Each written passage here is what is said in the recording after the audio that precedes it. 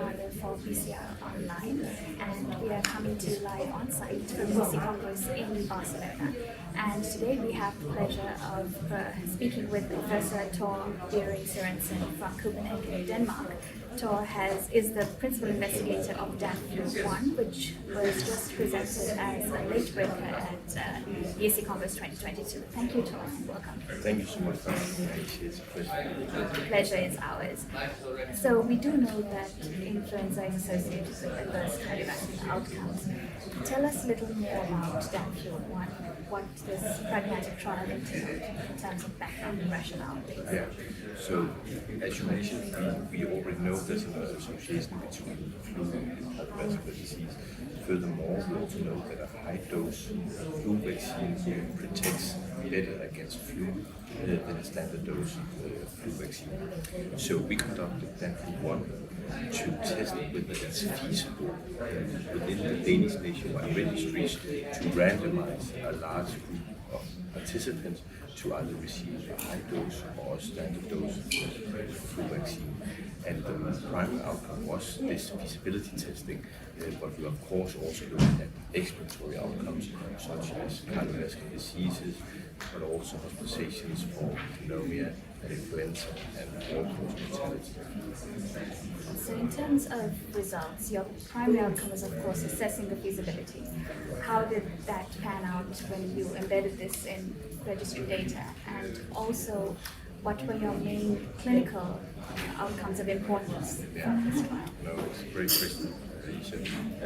So, the feasibility, it was feasible, and we managed to include 1/3 of those who were invited. That's a huge number. Normally in trials when you set invites, very few participants. They agreed to participate in the trial, so that was in itself amazing numbers for us. For the clinical outcomes, we assessed all outcomes. Of course, we get it automatically, right?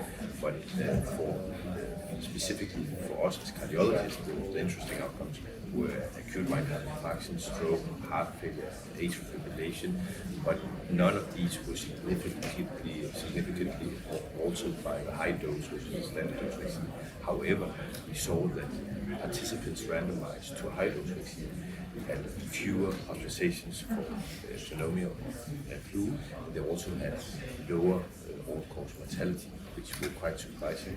Remember, it's only hypothesis generating. We didn't power the trial to assess these outcomes, but we saw this trend.